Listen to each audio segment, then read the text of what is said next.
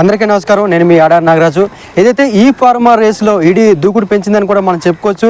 అదేవిధంగా ఈ నెల అంటే జనవరి 1 7వ తారీఖు తర్వాత విచారణకు హాజరు కావాలని చెప్పి కేటీఆర్ గారికి నోటీసులు ఇచ్చినట్లు కూడా మనకి సమాచారం అందుతుంది. అదేవిధంగా ఏదైతే అధికారులు ఉన్నారో దీనికి సంబంధించిన అధికారులు కూడా జనవరి 2, 3 తారీఖుల్లో కూడా విచారణకు హాజరు కావాల్సిందిగా మనకి ఈడీ నోటీసులు ఇచ్చినట్టు కూడా మనకు సమాచారం. అదేవిధంగా ప్రధానంగా మనం చూసుకున్నట్లయితే మాత్రం ఈ ఫార్మా కార్ రేసులో ప్రధానంగా ఏసీపీ మొదట కేసు నమోదు చేయడం జరిగింది. అదేవిధంగా ఇందులో ప్రధానంగా ఏసీబీ ఆరోపిస్తున్న ప్రధాన ఆరోపణ ఏంటంటే ప్రభుత్వ ఖజానా అనేది దుర్వినియోగం జరిగింది అనేది ఇక్కడ ప్రధాన అంశం.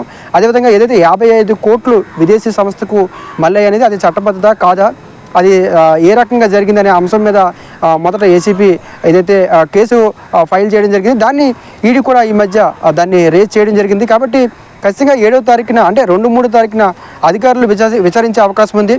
ఆ తర్వాత 7వ తారీఖున కేటీఆర్ గారిని స్వయంగా హాజరు కావాలని చెప్పి కూడా ఈడీ ఏదైతే నోటీసులు అందించాయని కూడా మన సమాచారం అవుతుంది. కాబట్టి ఖచ్చితంగా ఈ కేసు చాలా కీలక మలుపు తిరిగే అవకాశం ఉంది. అదేవిధంగా గతంలో కూడా కేటీఆర్ గారు తన రాజకీయపరమైన దురుద్దేశంతో నన్ను ఇబ్బంది పెడుతున్నారు, అదే రాజకీయపరమైన దురుద్దేశంతో నన్ను ఈ కేసులో ఇరికించేందుకు ప్రయత్నం చేస్తారని కూడా హైకోర్టులో వాదించడం జరిగింది. అదేవిధంగా ఆ టైంలో 10 రోజుల పాటు కేటీఆర్ గారిని ఎట్టి పరిస్థితుల్లో అరెస్ట్ చేయొద్దని కూడా హైకోర్టు ఆ టైంలో ఒక డైరెక్షన్ కూడా ఇవ్వడం జరిగింది. కాబట్టి అది జరిగిన తర్వాత ఈడీ కూడా ఎంటర్ అవ్వడం, ఈడీ కూడా దాన్ని వేగవంతం చేయడం అని కూడా ఇక్కడ ప్రధాన అంశంగా మనం చెప్పుకోవచ్చు. కాబట్టి 7వ తారీఖున కేటీఆర్ గారి విచారణకి ఏదైతే కేటీఆర్ గారి విచారణకి హాజరవుతారా లేదంటే మళ్ళీ హైకోర్టుకి వెళ్ళే అవకాశం ఉందనేది కూడా మనం వేచి చూడాల్సిన అవసరం ఉంది. కాబట్టి ఖచ్చితంగా ఈ ఫార్ములా రేస్లో మాత్రం ఖచ్చితంగా ప్రభుత్వం కావచ్చు, అదేవిధంగా ఈడీ ఏసీబీ కావచ్చు, చాలా దీన్ని సీరియస్గా తీసుకొని మూవ్ అవుతుందని కూడా మనం చెప్పుకోవచ్చు. కాబట్టి ఖచ్చితంగా 7వ తారీఖు వరకు మనం వేచి చూడాల్సిన అవసరం ఉంటుంది.